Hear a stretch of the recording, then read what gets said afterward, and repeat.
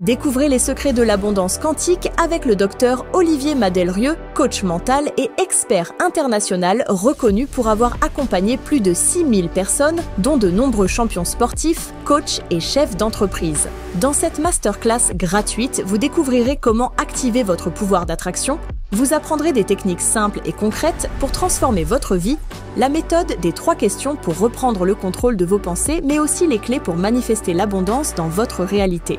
N'attendez plus, cliquez sur le lien en haut à droite de votre écran ou en description pour changer de dimension et créer la vie que vous méritez. J'ai eu aussi une dame qui avait une autre âme avec elle depuis la naissance. Alors cette dame, c'était très intéressant parce qu'elle me disait « je ne comprends pas, par moments, je change complètement de personnalité. J'aime une chose et puis après son contraire. » Et dès la séance d'hypnose, une autre âme est venue parler. Et avant cette hypnose, elle m'avait dit « j'avais une entité, j'ai fait une hypnose avec une copine, elle me l'a enlevée. » Pas du tout, elle était toujours là. Et cette âme-là m'a dit « oui, j'ai fait semblant de partir il y a 15 jours, je me suis cachée, mais je ne suis pas du tout partie. »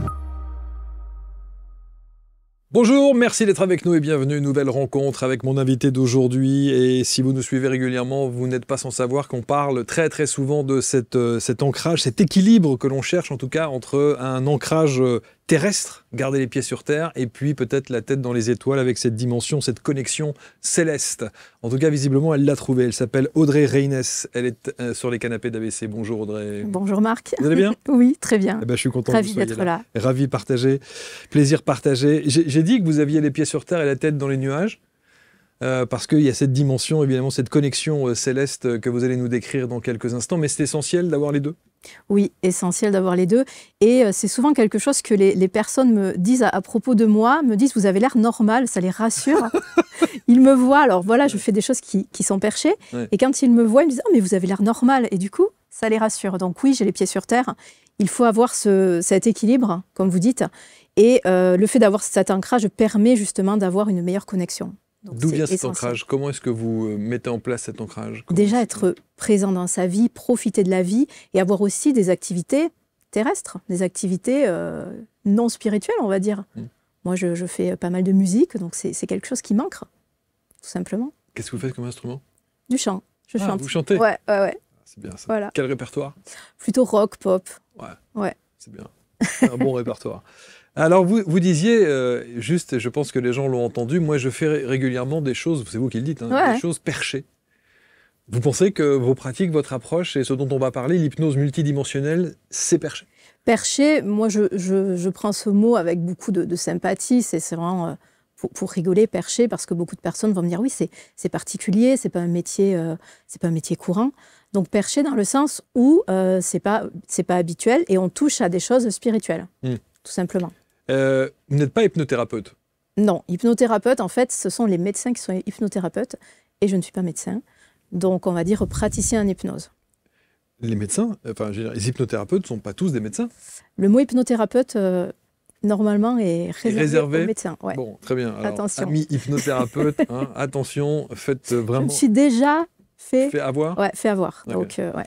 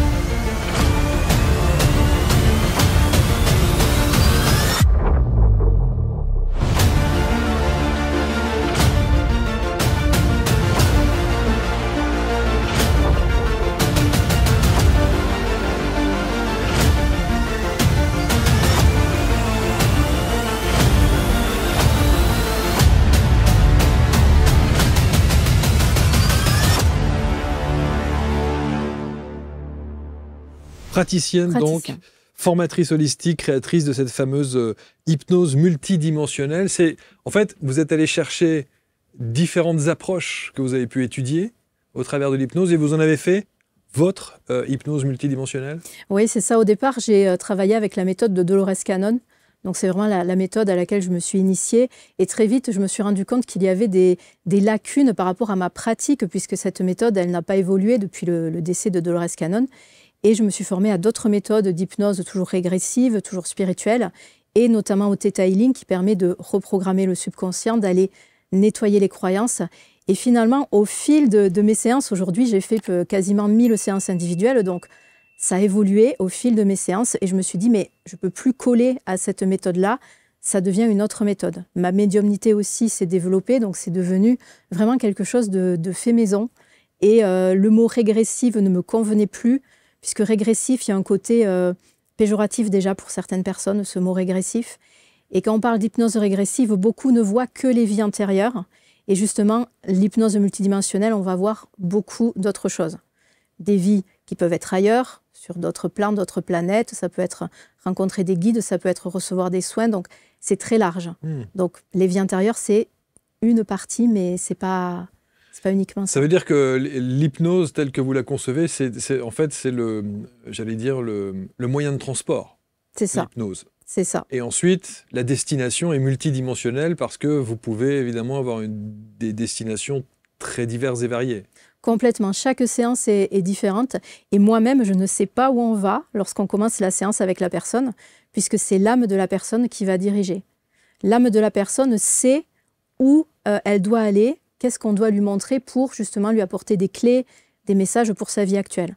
Donc ça peut être d'autres vies, ça peut être rencontrer des guides, récupérer des capacités, recevoir des soins, aller explorer aussi d'autres dimensions. Ça veut dire que votre protocole, il évolue en permanence, il n'est jamais le même? C'est jamais le même. Ah ouais. Je m'adapte, les questions ne sont jamais les mêmes. Je suis connectée avec la personne pendant la séance, on est connecté aussi là-haut. Et du coup, les questions me viennent aussi au fur et à mesure. Je n'ai pas de programme précis. Je peux dire à la personne, voilà ce qui peut se passer, mais il se passera sûrement autre chose. Mais alors donc, quand une personne vous consulte, vous lui dites allez, on y va, on va voir, mais on ne sait pas où ni alors quand, déjà, ni comment. on va discuter 1 heure. Bien sûr, voilà, je caricature, mais dans l'idée, c'est ça. Oui, tout à fait. C'est allez, on s'installe et on y va et on ne sait pas où on va. Je leur dis, on ne sait pas où on va, mais ne vous inquiétez pas, votre âme, elle sait, vos guides savent, vous n'êtes pas là par hasard, donc justement, on va aller là où vous devez aller. Et c'est aussi la surprise pour moi. Donc chaque séance est différente. Et donc, au fur et à mesure de la séance, vous égrenez, vous cherchez la petite destination supplémentaire, la petite chose que vous allez aborder d'une manière différente de la séance précédente ou oui, au fur et à mesure, puisque au début, on va parler au moins 1 heure avec la personne, donc la personne est venue avec ses problématiques. Ou donc, pas. En général, il y a des problématiques. Il y a plein de gens qui vont... Par curiosité? Non, qui viennent... Alors, il y a évidemment ceux-là, ce pas les plus intéressants, mais ceux qui viennent parce qu'ils savent que quelque chose ne va pas, ah oui. Mais ils ne savent pas quoi. Oui, mais c'est une problématique. Oui, c'est ça. Ils vont me dire, je suis mal dans ma vie, j'arrive pas à avancer, j'arrive pas à concrétiser mes projets, c'est déjà une problématique. Donc on va poser ça et on va explorer. Et moi, ensuite, je vais justement axer là-dessus, poser ces questions. On va se connecter à la conscience supérieure, à l'âme de la personne. Et on va poser ces questions-là avec lesquelles la personne est venue. Donc les questions, elles peuvent être multiples. Se connecter à l'âme, est-ce que c'est pas la base de l'hypnose? Pour moi, c'est la base. Alors, de l'hypnose spirituelle, en tout cas. On se connecte à la partie de nous-mêmes qui a toutes les réponses, puisque les réponses, elles sont en nous. Je ne vais pas chercher quelque chose d'extérieur pour avoir des réponses. C'est vraiment dans la personne que résident les réponses. Donc oui, c'est la base. Ouais. Donc ce voyage que vous proposez, moi j'appelle ça un voyage, je ne sais pas si c'est un voyage, bon terme. Tout à fait, ce voyage que vous proposez et que vous guidez, que vous amenez votre client à vivre, c'est un voyage, encore une fois, que vous n'avez pas préparé, mais il faut bien un point de départ. Ouais. Ce point de départ, vous allez le déterminer avec l'échange que vous avez voilà. Au départ. Alors, la séance, il faut savoir qu'elle dure 4 heures, la séance au global. Ah voilà. Ouais. Parce qu'on va aborder tout ce qui questionne la personne. Donc, la personne, elle va venir avec tout son package et elle va parler pendant 1 heure, me raconter sa vie, son enfance, ses blocages, sa vie de couple, etc., ses peurs, sa santé. On va aborder tout ça. Et ensuite, le voyage en lui-même va durer entre 2 heures et 2 heures et demie. Donc, c'est quand même une hypnose qui est profonde. On va pouvoir aller explorer pas mal de choses, aller voyager et aussi après aller se connecter à l'âme pour avoir des réponses, des conseils, des soins. Donc, il y a vraiment une partie voyage, mais il y a une partie aussi libération karmique, énergétique, transgénérationnel, on peut aller reprogrammer des croyances, mais là aussi, ça va dépendre de chaque cas. Moi, je vais m'adapter à ce dont la personne a besoin. Donc, je vais m'adapter au plus juste. C'est pour ça que je ne peux pas prévoir à l'avance ce qui va se passer. Oui, voilà, c'est ça. Et quel est le Waze de votre hypnose? Exactement. On ne sait pas quel est le chemin. C'est l'âme qui guide. Qui décide. Voilà, donc on va dire qu'on ne prépare pas, mais je pense que c'est préparé sur un autre plan. C'est-à-dire que souvent, je dis à la personne, mais si vous avez pris rendez-vous, c'est peut-être nos âmes qui se sont dit, allez, on prend rendez-vous ensemble avant nos parties humaines. Parce qu'il n'y a pas de hasard. Parfois, les personnes me trouvent, mais d'une façon tellement incroyable, que là, c'est sûr, il n'y a pas de hasard. Et ensuite, quand je vois les problématiques, c'est des choses qui me parlent, c'est des choses que j'ai vécues. Donc là aussi, quand on est thérapeute, on attire clairement les personnes qui nous correspondent et on nous envoie aussi les personnes que nous sommes en capacité d'aider. Vous parliez de votre médiumnité. À quel moment, quel est le degré de pourcentage dans votre approche qui est représenté par votre médiumnité? Alors déjà, ce mot médiumnité, je l'utilise avec des pincettes parce que on met plein de choses derrière. On est tous médiums. Pour moi, on a tous cette capacité-là. Je l'ai développée au fil de ma pratique, mais je pense que c'était là depuis le départ. Mais évidemment, je l'avais mis de côté. Aujourd'hui, le pourcentage, 60%, je dirais. Ah oui, quand même. Parce que chaque séance est différente et je sais, et d'une minute à l'autre, je ne sais pas ce que je vais dire. Donc en fait, c'est vraiment des choses que je reçois, comme on a dit, Waze, là, des directions qui me sont envoyées. Et parfois même, je pose une question et mon mental me dit, mais non, elle est nulle ta question. Et en fait, non, c'est pile poil la bonne question que je devais poser. Donc en fait, au fil de ma pratique, j'ai réussi à mettre ce mental de côté et dire, ok, c'est pas grave, même si ma question, elle me paraît idiote, je la pose puisqu'elle vient et tout est juste. En fait, c'est une double séance. Il y a la séance pour le client et il y a votre séance aussi, quelque part. Tout à fait. Vous vous laissez complètement porter dans le flot de ce qui vous arrive à ce moment-là, quoi. Je prends des notes pour me rappeler ce que la personne vit, expérimente. Mais en fait, je n'ai pas de notes, moi, pour suivre, je n'ai pas de programme précis. J'ai souvent les yeux fermés, d'ailleurs, pendant la séance, et je me laisse porter. Et vraiment, je reçois les indications qu'on peut me montrer. Parfois, je peux aussi avoir les mêmes images avec la personne en même temps. Donc, on explore finalement une autre vie en même temps. Donc, elle me raconte sa vie, mais parfois, j'ai les choses avant elle. Donc c'est intéressant aussi. Comment vous écrivez avec les yeux fermés? Non, j'ouvre les yeux pour Vous enregistrez? Oui, la séance est enregistrée. Justement, le fait d'écouter le voyage, ça va permettre à la personne de réactiver des soins, d'avoir des nouvelles compréhensions. Ce voyage est tellement profond que quand on sort de la séance, on a certaines informations, mais d'autres informations ne sont pas compréhensibles tout de suite. Il faut savoir que 6 mois après, il y a des personnes qui vont me dire « ça y est, j'ai compris pourquoi on m'avait donné ce message ». Même 1 an après, il y a encore des choses qui bougent. Donc le fait de réécouter, ça va être très important parce qu'en fait, ça va permettre de continuer le travail. C'est des séances qu'on ne fait pas tous les jours. Ça infuse. Ça infuse énormément. Et on laisse comme ça s'écouler, qu'on peut réécouter peut-être derrière en se disant « ah mais oui, il y avait ça, oui, il s'est passé ça ». Et j'ai même des personnes qui réécoutent et qui vont me dire « mais on n'avait pas parlé de ça, pourtant c'est dans l'enregistrement ».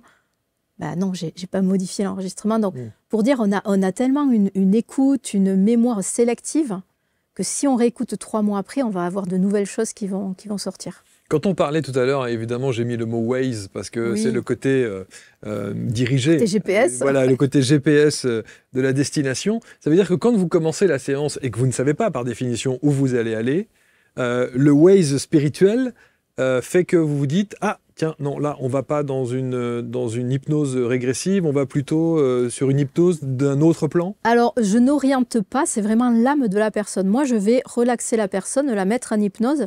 C'est comme si on ouvrait les portes et qu'on dise à l'âme « vas-y, tu as carte blanche, va où tu veux ». Et du coup, la personne, elle va arriver, elle va me dire « je vois », elle va me décrire ce qu'elle voit. Donc, peut-être ça sera une autre vie dans une autre époque, ou peut-être ça sera un espace fait uniquement d'énergie, ou peut-être ce sera un souvenir de sa vie actuelle. Donc je ne suis pas maître là-dessus, je ne suis pas là pour décider où on va, mais plutôt pour guider. Moi, je suis on va dire le copilote. Le copilote, mais c'est la personne qui choisit, l'âme de la personne qui choisit où elle va. Vous avez dû en entendre? Beaucoup. Même des choses Incroyable. Incroyable, oui. Des personnes, il y a des personnes qui vont me parler d'autres langues aussi, des langues qu'ils ne connaissent pas. J'ai même eu des langues extraterrestres. J'ai même eu une personne qui m'a chanté une chanson extraterrestre. Un langage tellement différent du langage humain. Je regardais sa bouche et je me disais, mais comment ce son peut sortir d'une bouche humaine? Il y avait des sonorités un peu métalliques. Enfin, c'était assez incroyable. Et ça, c'est enregistré. Ça, c'est enregistré. C'est une preuve. Ben oui. Parce que la personne, elle se rappelait pas exactement, mais... Elle réécoute derrière, elle doit halluciner. Elle m'a dit, je crois que j'ai fait des choses bizarres. Mais en fait, quand elle a réécouté, oui. Mais ça lui a amené beaucoup d'émotions parce que ça l'a ramené sur une origine cosmique. Et c'était une berceuse, en fait. Et cette chanson, c'est la berceuse que sa mère de là-haut, d'une autre planète, lui chantait. Il y a une vraie mélodie. Il y a une vraie mélodie. Mais les sons sont tellement particuliers. Bon, ça, c'est un cas, on va dire, c'est pas tous les jours. C'est pas tous les jours. Mais ça arrive. Ça arrive. Ouais, ça arrive. Ouais. Et même pour vous, ça doit être particulièrement surprenant. Moi, c'est ce que je dis toujours aux personnes. Allez-y, n'ayez pas peur. Rien ne va me choquer ou me surprendre. Même si c'est nouveau pour moi, c'est très bien. On est là pour découvrir. Et de ce fait, mes croyances, elles évoluent tous les jours. Sûr. Forcément, il y a 5 ans, moi, je pensais qu'il n'y avait que les vies antérieures. Et puis, en fait, petit à petit, les portes se sont ouvertes. En fait, notre limite de l'impossible, il est repoussé sans arrêt. Bon, vous l'avez fait sur vous? Oui. Bah oui. Oui. C'était ça le point de départ. Je l'ai fait sur moi et c'est à partir de là que ma vie a été complètement transformée. Enfin, déjà avant, il y avait eu cette réouverture à la spiritualité. Et cette hypnose régressive depuis ado, je savais que ça existait, je savais que je voulais expérimenter ça. Mais c'est vrai qu'à l'époque, en France, c'était peu connu. Et ma première séance, ça a été incroyable. J'ai vu 3 vies. Ça m'a permis de relativiser la mort. Ça m'a permis aussi de comprendre des liens d'âme que j'avais dans cette vie, des personnes que j'avais déjà rencontrées dans d'autres vies, de comprendre en fait pourquoi on était là. Donc ça a complètement changé Et alors, ma vision. En 3 mots, puisqu'il y a 3 vies, c'était quoi? Alors une première vie, c'était une vie très simple, très très ancienne, d'un jeune garçon qui s'était marié très jeune et qui avait une vie de paysan vraiment très, très simple. Ensuite, j'avais une vie de médecin qui allait de... Là, c'était plus les années 20, je dirais. Il allait de maison en maison, il soignait beaucoup de personnes, mais il était toujours tout seul et il est mort tout seul. Donc, c'était vraiment le don aux autres. Donc ça, c'était un peu la leçon de ne pas reproduire ça. Et au final, il y avait personne pour lui. Et une autre vie, là, c'était plus 1800, où j'avais été mariée de force, un mariage arrangé, on va dire, pour mettre ma famille à l'abri. Donc là, j'avais vraiment des émotions très fortes parce que je voulais vraiment pas ça. Et puis finalement, ce mariage était plutôt heureux. Mais là, je suis morte jeune en voulant sauver mon enfant qui était tombé dans la rivière. Voilà, je me suis vue me noyer et lui mourir et moi aussi. Donc voilà les 3 vies que j'ai vues lors de ma première séance. Et de ces 3 vies, quelle résonance elles ont sur votre vie d'aujourd'hui? Alors déjà, le médecin, moi, c'est vrai que je suis quelqu'un qui avait tendance à se sacrifier beaucoup pour les autres. Donc ça m'a permis de relativiser ça. La vie de la femme, l'homme à qui j'étais mariée, c'est une personne que je connais dans la vie actuelle. Donc ça m'a permis de comprendre pourquoi cette personne avait ressurgi dans cette vie, qu'est-ce qu'on avait à faire ensemble, etc. C'est une personne qui m'a aussi pas mal réouverte à la spiritualité. Donc c'était pas là par hasard non plus. Donc c'est vrai que ces vies-là, ça a été assez fort, assez impactant. En tout cas, elles ont une explication sur ce que vous vivez aujourd'hui. C'est ça. Et chaque séance, après j'en ai fait d'autres évidemment, chaque séance amène des clés, amène des pistes sur des nouveaux blocages. Parfois on peut revoir la même vie mais d'une autre façon, d'autres bribes de cette vie-là. Donc c'est de toute façon très riche. Vous dites aussi que vous avez des souvenirs précis de votre naissance. Alors précis, c'est pas un terme d'image, c'est vraiment de sensation. Je me rappelle être là, être présente et ensuite voir une grande lumière. Et puis après, plus rien pendant quelques temps. Et puis après, mes premiers souvenirs. Mes premiers souvenirs, je dirais qu'ils doivent commencer à l'âge de 2 mois, ce qui est quand même assez tôt. Sachant que je suis née très prématurée, même pas à 7 mois de grossesse. Donc j'étais toute petite. Donc je suis partie 2 mois en couveuse. Donc je pense que les premiers souvenirs, c'est à partir du moment où j'ai quitté la couveuse. Mais il y avait vraiment cette impression d'avoir des souvenirs, d'être là, d'avoir toute une conscience, toute une intelligence même, je dirais. Et tout d'un coup, une grande lumière, et tout d'un coup, pouf, une espèce de pause. Et après, c'est reparti sur autre chose. Vous savez que ça, on va avoir dans les commentaires, évidemment, quelques personnes bien pensantes qui vont vous dire scientifiquement c'est impossible. Oui. Voilà, la conscience du bébé, voilà. Oui, non, mais bien sûr. Après, je suis habituée. D'ailleurs, petite, moi, je disais à mes parents, mais si, je me rappelle de ma naissance. Je vous assure, je me rappelle. On me disait, mais non, c'est pas possible. Arrête tes bêtises. Donc oui, j'ai l'habitude. Bon. Mais en tout cas, depuis toute petite, je savais, c'était évident qu'il y avait d'autres vies. Pour moi, c'était pas possible qu'on n'ait que cette vie. Ce qui est intéressant dans votre approche de l'hypnose multidimensionnelle, c'est qu'il y a quand même la spiritualité, l'ésotérisme. C'est pas un mot je veux dire, péjoratif dans votre bouche, quoi. Non, pas du tout. Beaucoup le considèrent comme ça, en disant, oh là là, comment on peut parler d'hypnose, de pratique d'hypnose, hypnothérapeute, etc., etc., et y associer le mot ésotérisme. Oui, l'ésotérisme, c'est pas forcément la noirceur, c'est pas forcément les choses qui font peur ou les choses cachées, c'est les choses invisibles, c'est tout ce monde invisible, mais qui peut être tout à fait lumineux. Donc, moi, je choisis de voir ce côté lumineux parce que l'autre m'intéresse pas ou j'attire pas cet autre côté. C'est déjà arrivé que j'ai des personnes qui avaient des possessions, des entités, mais c'est assez rare parce que mon énergie, elle n'est pas là-dedans, donc j'attire pas ce type de personnes. Donc du coup, moi, je vais vers quelque chose de lumineux. Et pourquoi l'ésotérisme, ça ferait peur? Puisque c'est se reconnecter à soi, à notre partie sage, à notre partie lumineuse, pour comprendre qui nous sommes et reconnecter à notre pouvoir. Ça, c'est la famille de la spiritualité. C'est-à-dire ce que vous décrivez là, c'est ce que l'on met dans l'emballage spiritualité. C'est-à-dire on a le sentiment que spiritualité, le mot est plus propre, si je puis dire, que ésotérisme. Vous voyez ce que je veux dire? Il y a un petit côté magie, chose qu'on ne maîtrise pas, qu'on ne comprend pas, vous voyez? Mais c'est une réalité. Tout ça, c'est une réalité, l'ésotérisme. La magie, les possessions, les entités, c'est une réalité. Donc là aussi, c'est un choix d'aller là-dedans ou pas. Et les personnes qui viennent, qui ont des entités avec elles, c'est aussi quelque part un choix. C'est qu'elles ont laissé ces entités venir avec elles. Donc il y a beaucoup d'exemples, notamment les personnes qui sont sous l'emprise d'addiction. L'addiction, il faut savoir que ça joue comme une entité. Donc la personne qui a une addiction, c'est comme si elle avait une entité qui venait la pousser à boire toujours plus, à fumer toujours plus, à jouer toujours plus. Donc finalement, elle est sous l'emprise de cette grande entité qui est sous l'addiction. Donc oui, est-ce que l'addiction, on le traite comme de l'ésotérisme? Pas forcément, et pourtant, ça a le même fonctionnement. Vous parliez tout à l'heure aussi donc de ces personnes qui sont presque habitées, cette dame qui se met à chanter, en tout cas dans une autre langue, visiblement personne ne connaît. Évidemment, ça c'est le côté un peu, c'est joli, parce qu'une comptine qui est chantée dans une autre langue, voire avec une dimension un peu galactique, pourquoi pas?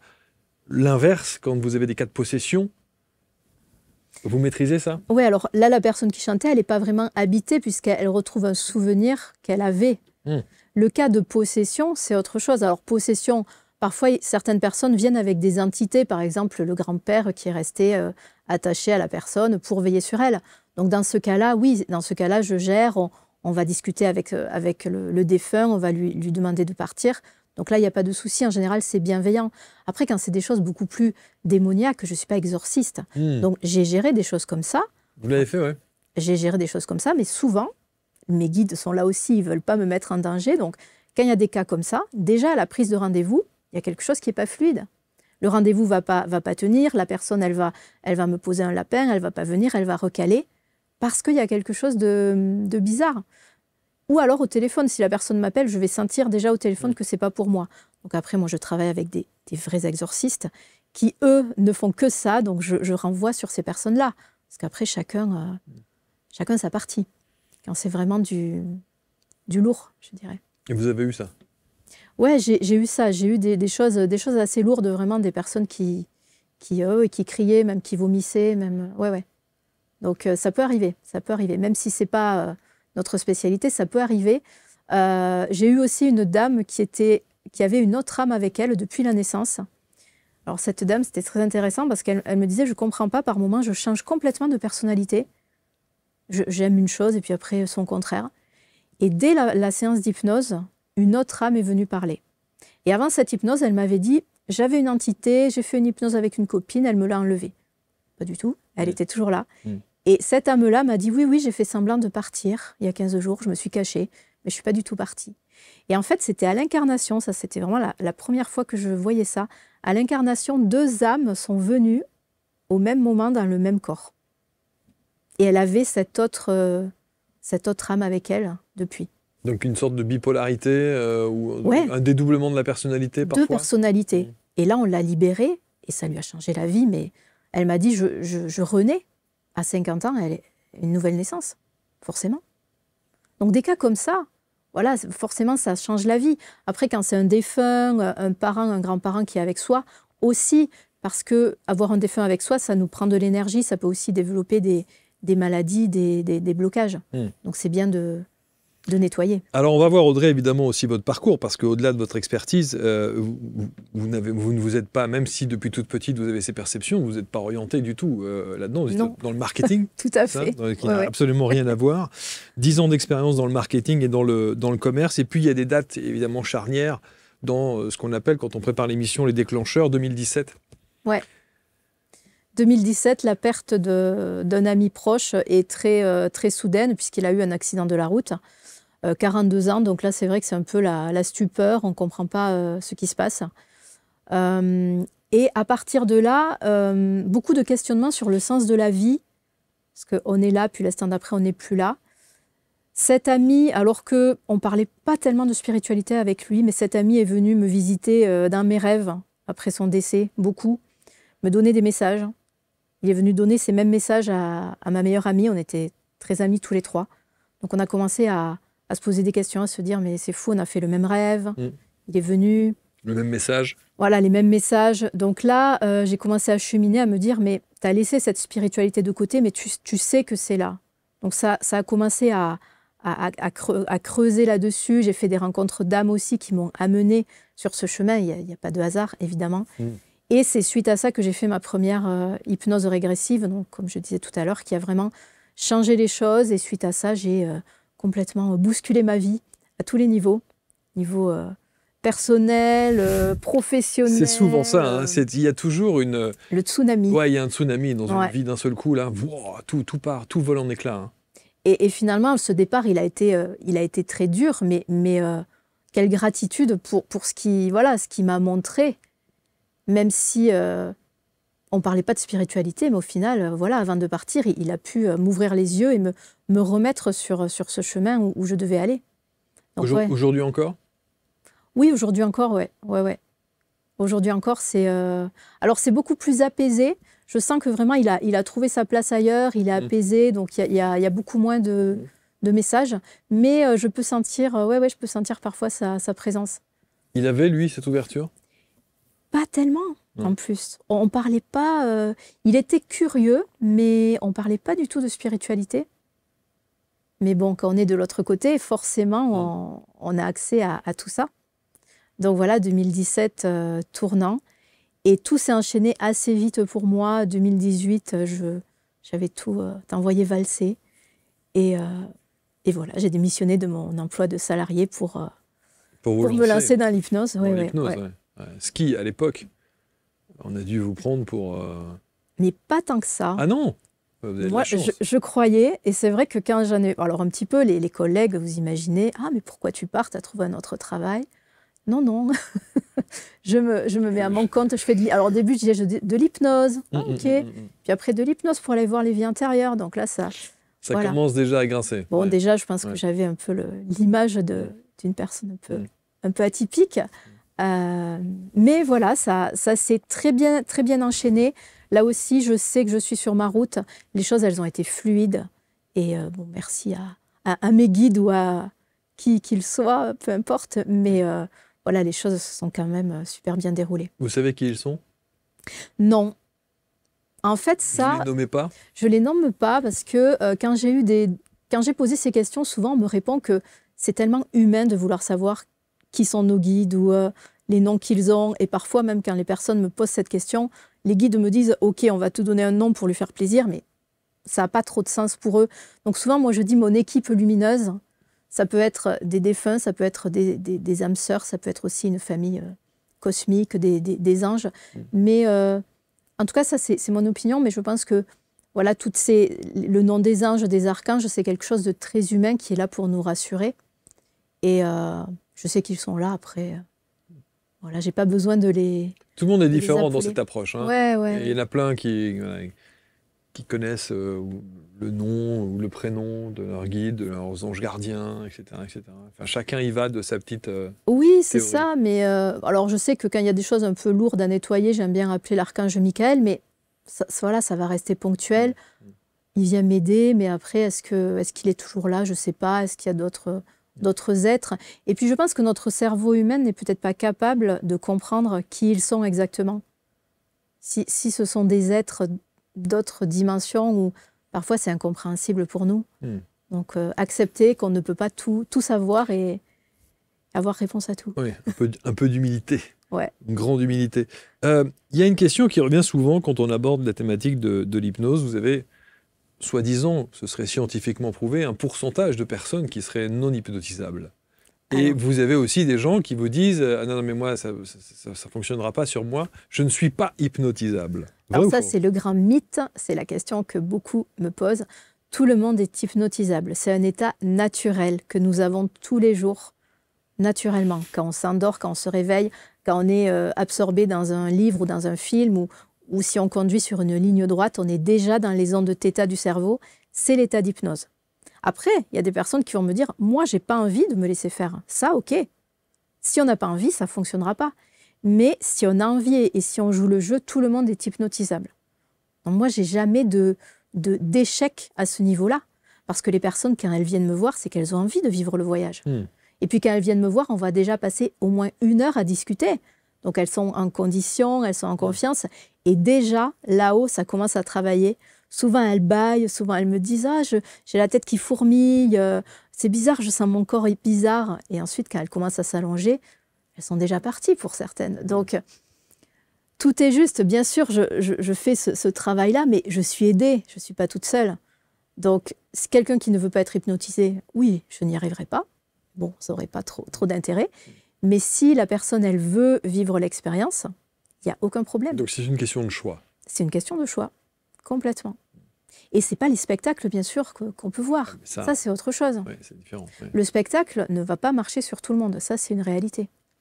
Mais là, on est sur autre chose. C'est de l'hypnose, mais un autre type d'hypnose. Et on a souvent tendance à confondre les deux. Oui. Ouais. Mais j'ai souvent la question. Oui, j'imagine. J'imagine. Vous parlez aussi des âmes sœurs, flammes jumelles. Ça, c'est un thème qui revient beaucoup. Ce thème des âmes sœurs, des flammes jumelles, notamment. Alors, les flammes jumelles, c'est très à la mode, on en parle beaucoup. Et j'ai beaucoup de personnes qui viennent avec ce thème-là. Et moi, je démystifie un peu ce thème-là pour leur montrer la réalité. La réalité, ce n'est pas quelque chose de romantique, ce n'est pas quelque chose de tout beau, tout rose, les flammes jumelles.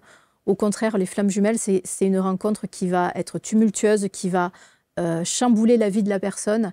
Et justement, il faut faire la part des choses entre ce lien d'âme qui est incroyable, cet amour inconditionnel qui existe, et la vie terrestre. Donc au début, vous parliez d'avoir les pieds sur terre, c'est exactement ça.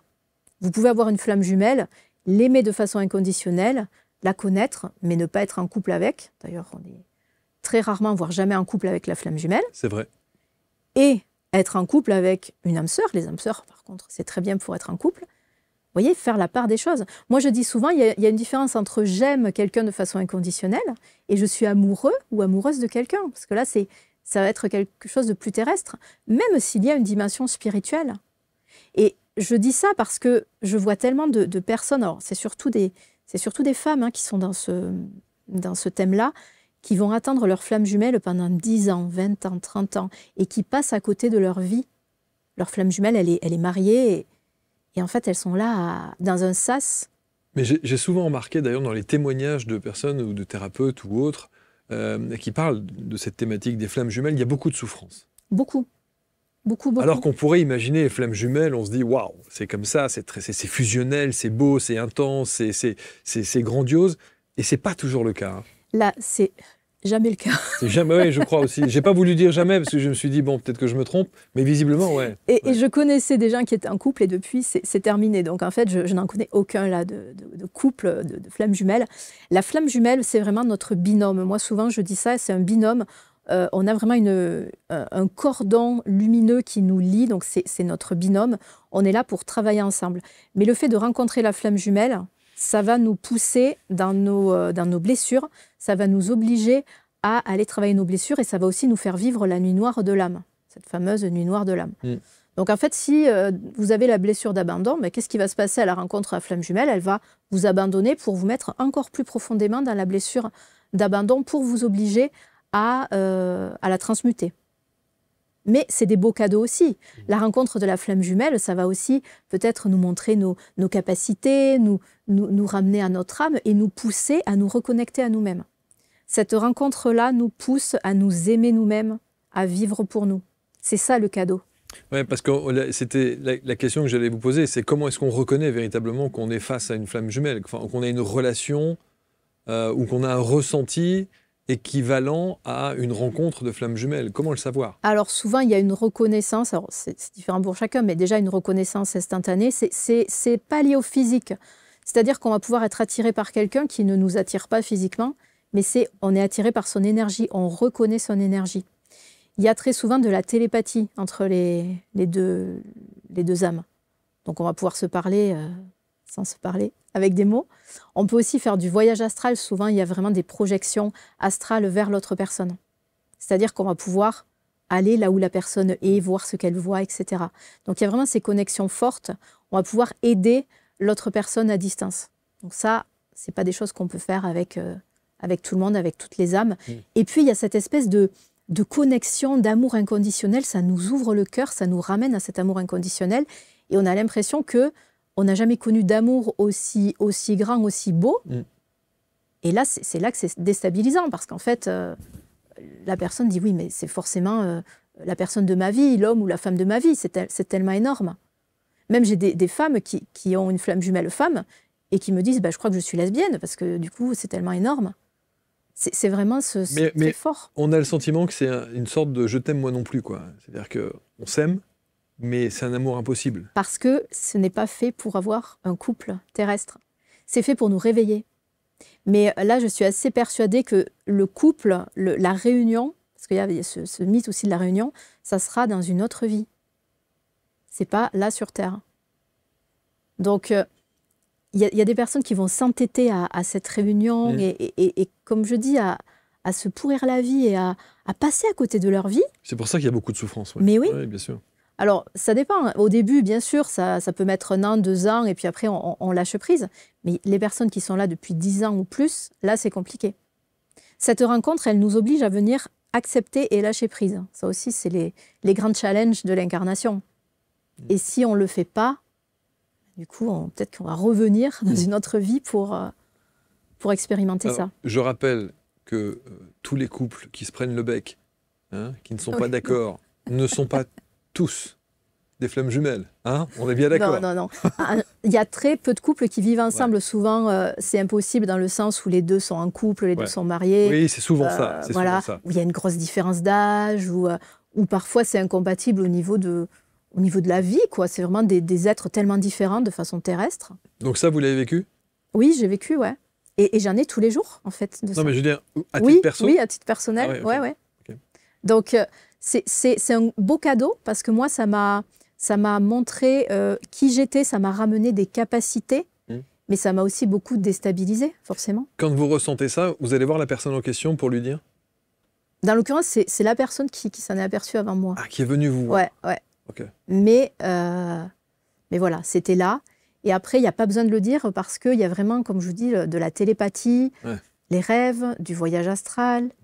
On retrouve la personne. Enfin, c'est des choses qui n'existaient pas pour moi avant. Donc, Et il y a une nécessité de mettre fin à ça pour ne pas souffrir, justement? Pas mettre fin. En fait, le lien ne peut pas être coupé. Le lien ne sera jamais coupé. C'est prendre de la distance et accepter que la vie terrestre, c'est la vie terrestre. C'est ça qui est compliqué. On ne va pas couper, on va accepter, souhaiter du bonheur à l'autre, mais... Donc ça veut dire ne plus être en contact? Ouais. Après, ça dépend, il y a des personnes qui sont en Vous contact. n'êtes plus en contact? Non, moi, je ne suis plus en contact. Mais ça pourrait. Enfin, moi, aujourd'hui, je suis très OK avec ça et très sereine. Mais je pourrais très bien avoir des contacts. Et cette personne, elle ne cherche pas à en avoir non plus? Non plus. Ah, parce qu'elle a compris que c'était pas... Après, il y a des... Ouais, c'est à un autre niveau que ça se crée. Mais donc, vous vous êtes parlé et vous vous êtes vu en vous disant nous sommes flammes jumelles. Pas dans ces termes-là, parce que la personne n'avait pas forcément cette vision, et puis cette connaissance de ça. Ouais. Mais pourtant, c'est elle qui fait la démarche.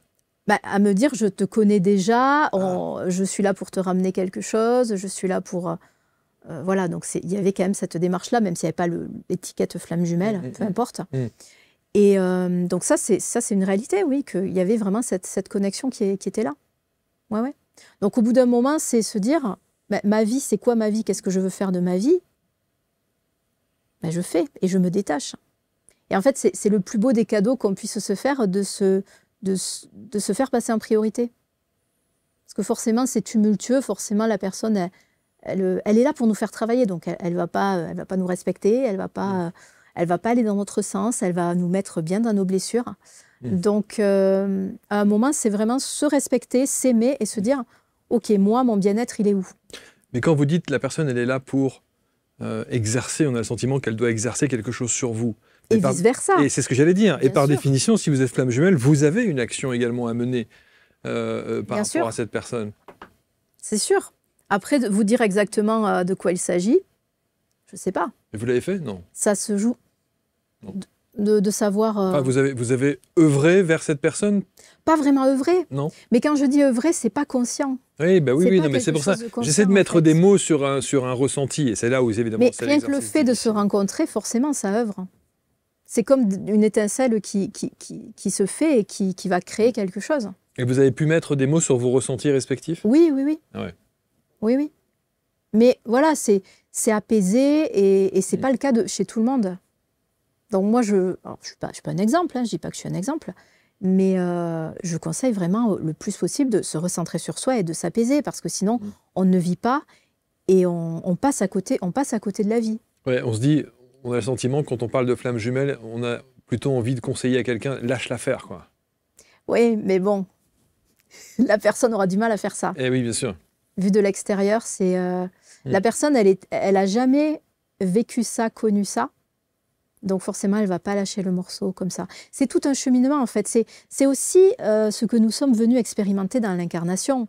C'est un de nos travaux que nous sommes venus faire. Donc il faut l'accepter et puis cheminer peu à peu, et chacun à son rythme. On a tous une flamme jumelle? On a tous une flamme jumelle, on ne la rencontre pas forcément dans cette vie-là. Heureusement, j'ai envie de dire. Oui, surtout si c'est aussi... bouleversant, remuant. Ouais, il y a beaucoup de fantasmes là-dessus. Oui, il y a plein. C'est pour ça que. Ouais. Voilà, moi je dis aux personnes qui viennent me voir, ne fantasmez pas trop parce que c'est pas de tout repos. Demandez plutôt une âme sœur pour une relation harmonieuse. Là, c'est génial d'être en couple avec une âme sœur. Voilà. Alors, âme sœur. Comment être certain que c'est une âme sœur? Alors certains, souvent, c'est âme sœur, c'est une âme qu'on a déjà rencontrée dans une autre vie. Donc elle peut avoir plusieurs niveaux. Ça peut être une personne qu'on a juste croisée, ça peut être une personne qu'on a rencontrée plein de fois. Mais ça va être une âme sœur. Souvent, une âme sœur, il y a aussi cette reconnaissance, mais ça va être quelque chose de plus doux, de plus harmonieux.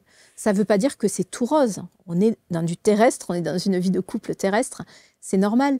Mais en général, ça va être plus harmonieux. Une âme sœur, elle va être là pour nous soutenir, pour nous faire grandir aussi. Et on va grandir en parallèle, en fait. On va se faire grandir l'un l'autre. Souvent, c'est comme ça qu'on peut définir l'âme sœur. Et il y a une dimension amoureuse? Il y a une dimension... Il peut, pas forcément. Pas forcément. Moi, j'ai des âmes sœurs qui sont des amies. Ma meilleure amie, c'est une âme sœur. Et dès qu'on s'est vu, il y a une espèce de coup de foudre amical, de reconnaissance. Mais vraiment incroyable, vraiment juste son regard, il y a quelque chose qui s'est passé. Donc, ça peut être des amis, bien sûr. Et c'est là où... Parfois, on entend il y a des belles histoires de coups de foudre, de gens qui se sont rencontrés. Waouh, dès que je l'ai vu, ça y est, c'était ceci, c'était cela. Ça peut être une rencontre d'âme sœur. Bien sûr. Ouais, bien sûr. Oui. Les âmes sœurs, ça peut être aussi des membres de notre famille, ça peut être des amis, ça peut être des amours.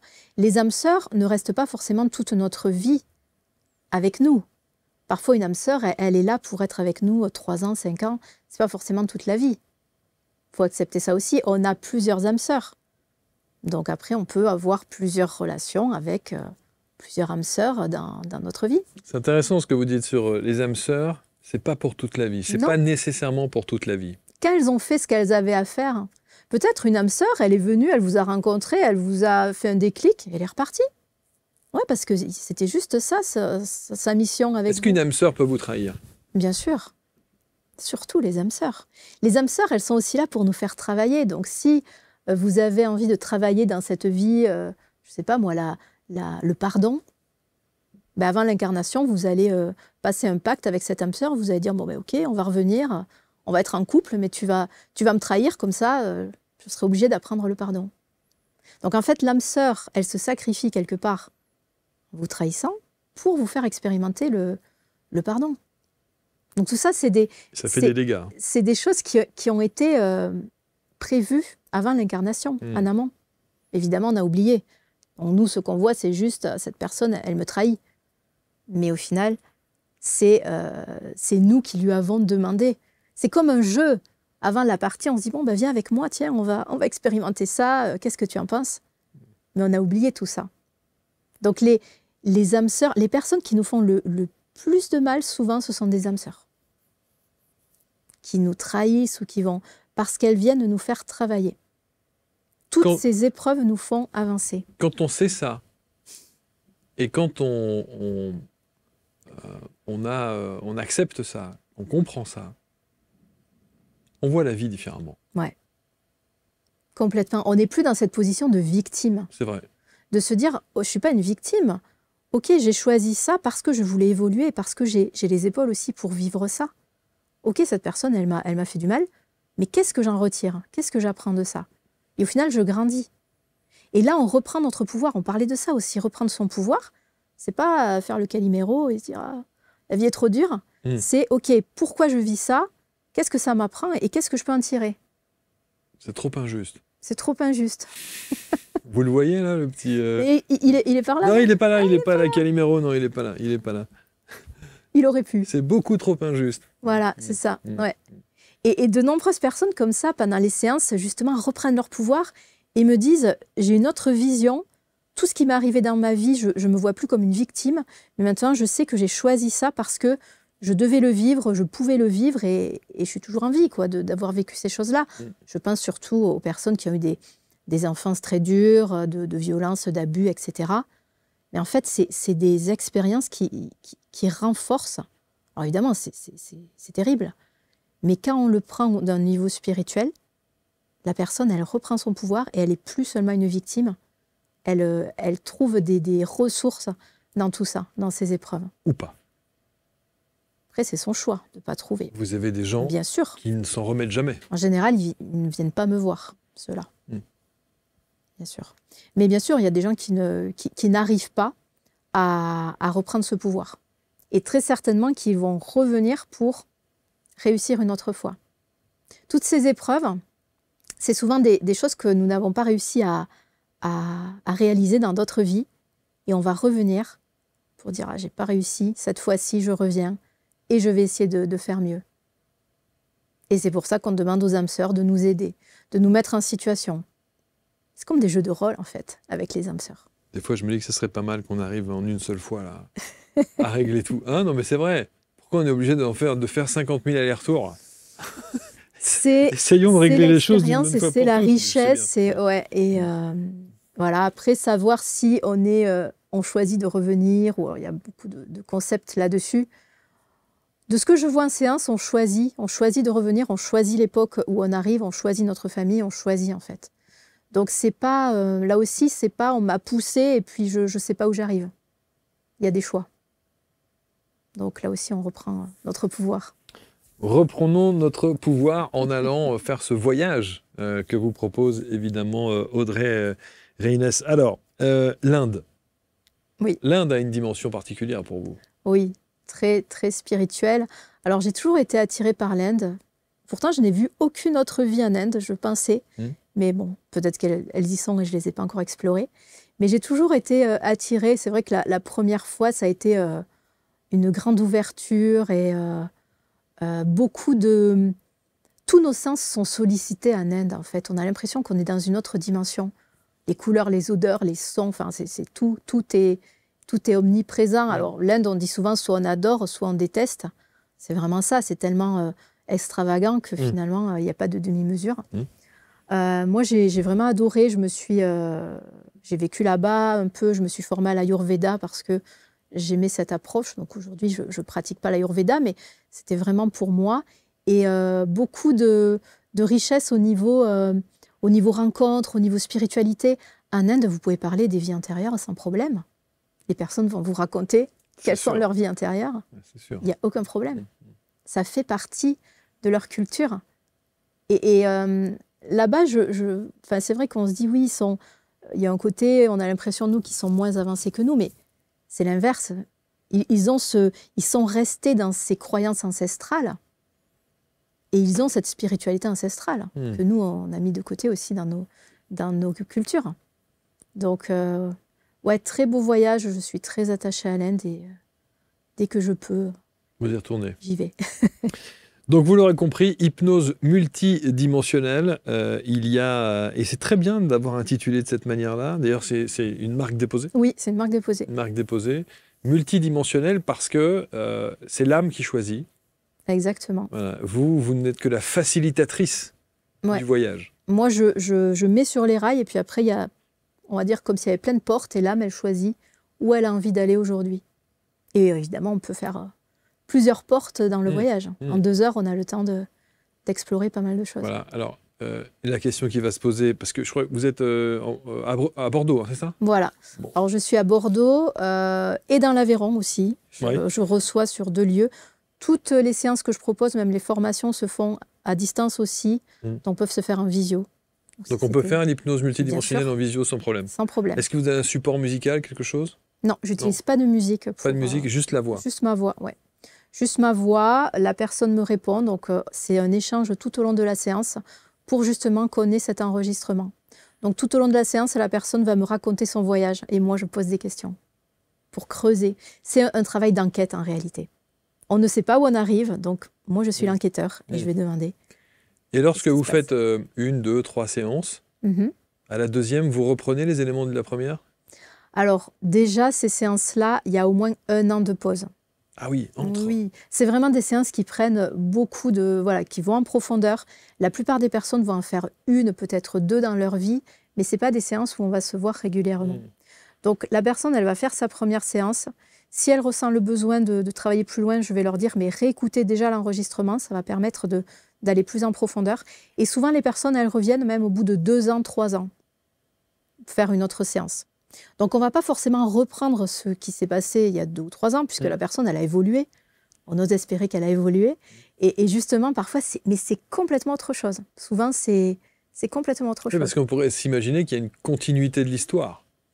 Oh, mais l'histoire, elle est tellement multiple. Mais bien sûr, multidimensionnelle. Ça, en fait. Ah oui, évidemment. Il y a tellement de portes. Évidemment.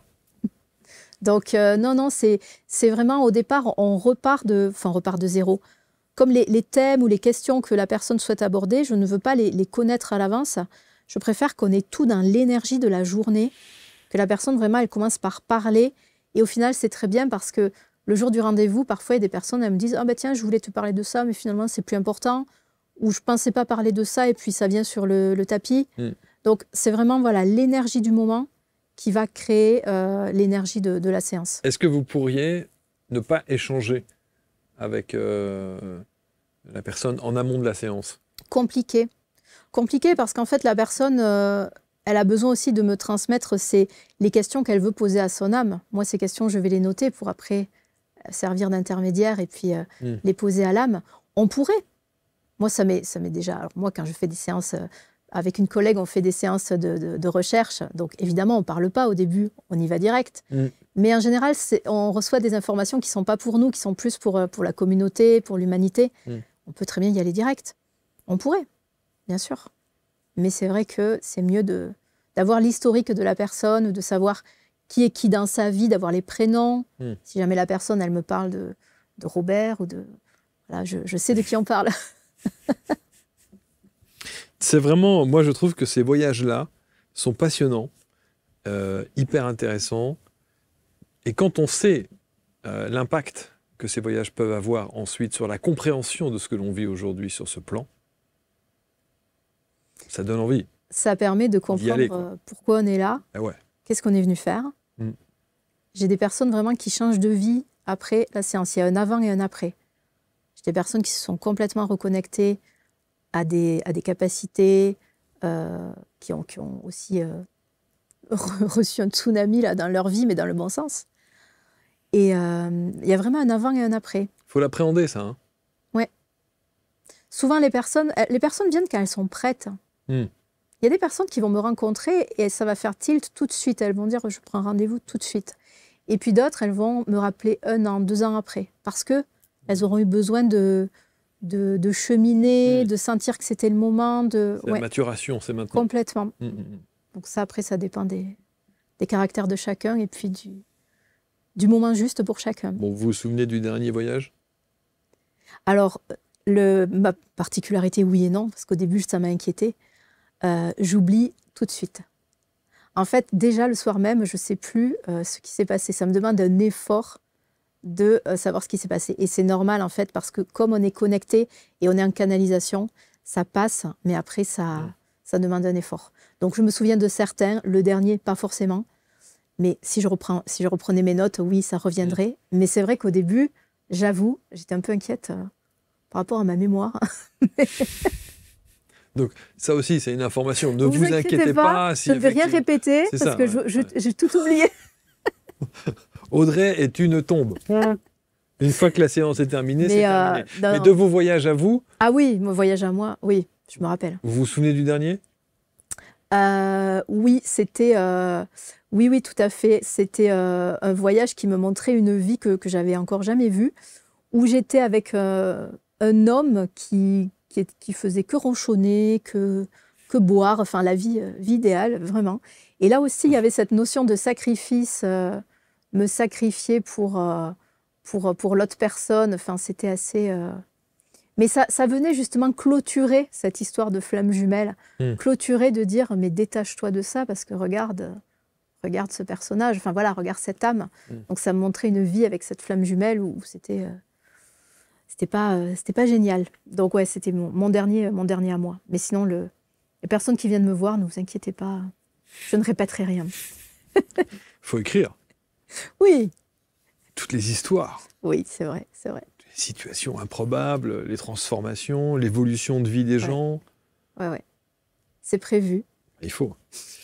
Audrey, vous voir. Avec grand plaisir. Audrey Reynès, donc praticienne et formatrice holistique avec la création de cette méthode de l'hypnose multidimensionnelle, voilà, à distance si vous le souhaitez, ou en présentiel, Bordeaux, Aveyron, c'est ça? C'est ça.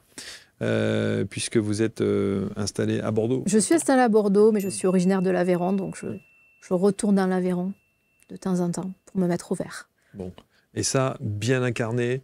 Bien incarné, les deux pieds sur terre. Les deux pieds sur terre. Exactement. Vous n'avez pas besoin de faire un petit voyage astral ou un petit schmurtz pour vous retrouver non. Dans l'Aveyron. Non. Merci beaucoup, Audrey. Merci beaucoup. Merci infiniment.